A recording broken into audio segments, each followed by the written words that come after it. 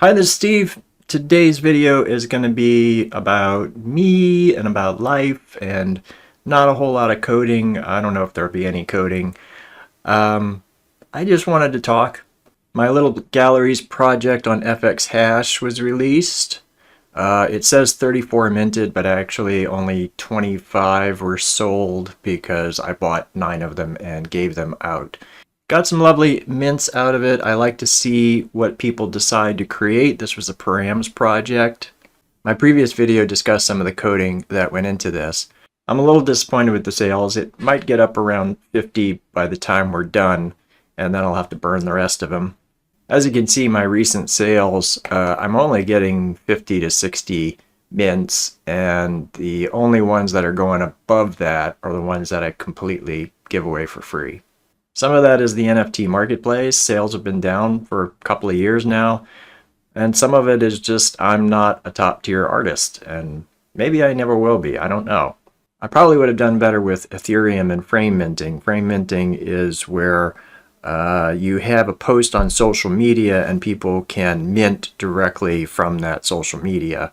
But I like params. I like people getting a choice of what parameters they're going to use, seeing what they choose. It's interesting to me. It also gives me a bit of an out in having to perfect the art because I can leave the parameters a little bit more open and have people curate their own art rather than trying to make sure that every mint is great. I do believe in making my art and making these videos as a way of putting a gift out into the world and creating beauty in the world, and that alone is maybe should be sufficient. But the reality is that I like people to like what I'm doing, to value what I'm doing, and there's something personal about making art. It's part of me, and so I want me to be valued and validated. And I wish I didn't feel that way, like I could be zen about it, but it's easier said than done. I think it's a pretty common experience among YouTubers and artists to want people to like what they're doing. I've had a creative lull lately. It's been going on a long time. And I've talked about creative lulls. Like there's a fallow period. I finish a project and then there's some time where I kind of come off of a high and there's a little bit of a depression. And then I'm kind of waiting for what's the next thing that's going to happen that's going to inspire me, get me excited. And I was doing that for many months where I'd have a project, then I'd have a lull, then I'd have a project, then a lull. And then there was this really long time, like 6 months, where there was no project and I just couldn't find it. And that was hard. And it still is hard. I still feel like I'm kind of in this fallow period. It's a natural part of the process is the fallow period, but then there's this period where I'm actually lost, like I'm out in the desert. And that could be a good thing too. Like you can't discover new lands without getting lost. Maybe there's something that wants to come forth, and I have to be in crisis mode to kind of burn away what no longer fits. But it's hard to appreciate that in the moment. I don't want to be depressed. Who wants to be depressed? But maybe that's part of the process of being human, is going through hard times. I mean, that is part of the process. I have been occupying myself with some other things. I've got an electric piano right over here, and I've been sort of teaching myself that. I've got some physical art. This is an acrylic painting that I made not too long ago. And I've been attending some art meetup groups. I created a digital art meetup group for here in Madison, Wisconsin, and it's been really hard getting people to show up. There are lots of generative artists and creative coders in the world, but as a percentage of the total population, they're pretty small. And so it's really hard to find my people. I did find this guy, Brad Emery, who's in town, goes by Velo, Maine. So he's a touch designer guy, and here he's got a sensor where he's using that with the wall to, I don't know how he does this, but it's really cool. And here's some other stuff he's doing with Touch Designer and particles. I'm really impressed with his stuff. I'll leave a link to his Instagram in the video description. I've been talking with Brad about my dream of creating a digital art museum in Madison. I was going to call it MADMAT, Madison Museum of Art and Technology, and it'll have generative art and creative coding, plotting, digital painting, new media artists. But having a full brick and mortar place with a bunch of screens is it's going to take $150,000 and probably at least a couple of years of working hard to get there. The first step, I want to put a screen in a public place that'll just have a slideshow, maybe have it in a coffee shop or something like that. I actually already bought the screen. It's sitting back there gathering dust. Got a lot of work to do on that. I'll keep you apprised. Another thing that's been depressing and anxiety producing lately is politics. I'm a big old liberal, so I'm not happy with the situation right now. My antidote for this is I need to decide what I'm willing to do that, and then let go of the rest. It's easier said than done, of course, and I haven't actually figured out what part I'm going to play, like what sort of volunteer work I'm going to do. I've given some donations to the ACLU, Amnesty International, the Environmental Defense Fund. Man, there's so much need. You know, I only have so much money to give. But I'll figure it out. Continuing to create is going to be an important part of keeping my sanity. Besides trying to mitigate the damage being done, I'm not feeling called to do resistance stuff. I've done resistance stuff in the past. And I think, at least for me, it's fear-based, and I want to be more love-based. So creating stuff is love-based, bringing beauty into the world. But I also need to come up with some thing that I'm going to do to help people besides creating art. I do have a support system in place to help me keep my mental health. I have a men's group. I've been meeting with a men's group for 25 years or so. I've been in men's groups. Really helps. It's just a place with other men to talk about what's going on with me, my feelings, to get some healing. I'm actually quite good at helping other people heal, and I facilitate processes. For a while I did life coaching. I did help a bunch of people, but it just wasn't sustainable. I couldn't really keep clientele up.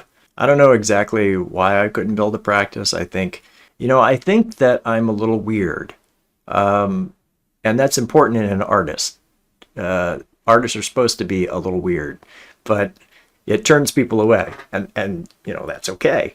You turn away the people that aren't supposed to be into your stuff, and the people who are into your stuff are going to be really into your stuff. If you're like vanilla, you're like trying to please everybody, then you're not going to please anybody. You're just going to be kind of blending into the background. New subject. I don't know if you're aware of this, but Steve's Makerspace did not start off as a generative art YouTube channel. These are my oldest videos. I started off as a gamer. I was making stuff in this video game called Scrap Mechanic, which most people use to make cars or planes, and I was using it to make weird gadgets, and I was making art, and I was making little tiny computers within this 3D video game. My earliest videos were on a crappy computer, so the videos are kind of crappy, but if you want, you can go check those out. There's actually some pretty neat videos in there. I'm proud of some of the stuff I did in there. Like I had these two robots who were characters, and I gave them voices, and I made a Rube Goldberg machine. I made the Mandelbrot set inside the video game, and I also made kinetic art. And actually this one is not in Scrap Mechanic, it's in this other 3D physics game that is now defunct. I've got 7,000 subscribers on YouTube. 1,000 of those are from Scrap Mechanic, and 6,000 are from my creative coding and generative art stuff. I really appreciate all of my subscribers. Thank you so much for subscribing. To my gaming people, in case you were wondering, I am not going to be doing any more gaming on this channel. If for some reason I decided to do gaming again, I would create a different channel because, you know, I got 6,000 people who are here for creative coding and generative art. I'm sorry that I'm not doing gaming anymore. It's just that ran its course and I was on to other stuff. I'm kind of having trouble coming up with things to talk about on the channel. I've kind of taught you almost everything that I know, and so I'm having to learn new stuff in order to teach you new stuff. I actually went 6 months with no videos, and then YouTube demonetized me, kind of snuck up on me. So I've got to reapply for monetization, which isn't a whole lot of money, but it's like $20 to $25 a month. So it's something. One thing I do have plans for is shader coding. It's really hard for me to learn shader coding, and I'm not an expert in it, but I have learned enough that I could present some stuff. I'm trying to learn a little bit more before I put together a short series on shader coding. This is an output made from one of my pieces of code that uses shader coding, and then this also, the mountains are not created with shader, but I manipulate the pixels after I draw the mountains to give it a rough look. I have this Word document called current whips, which I post outputs, a sample output of any project that might have some potential. Besides these two that use shader art, here's a gradient art item. This is flow field combined with packing. Here are a couple other pieces. I use a lot of noise, Perlin noise in my projects. It's like I can't seem to get away from Perlin noise, and I think it's a crutch. But it's cool. There's a lot you can do with Perlin noise. With this, it's using my minimal art project, and I draw that onto a buffer canvas. I grab a pixel color off the buffer canvas, and then I draw a line using the Perlin noise, but I shift where the line is so that it's more rough, and I also draw some black lines, and that gives it this interesting texture. This is a collage where I draw a whole bunch of words onto a buffer canvas with some color, and then I use Perlin noise for the flow design, and I'm grabbing a square or a rectangle off the buffer canvas and then placing it using the Perlin noise. Here's Ghost City using the 3D WebGL to make buildings. And then wave tiles. So these are sine waves combined with a little Perlin noise, and then texture within the tile using a bunch of low alpha markings. This is also combination flow field and packing.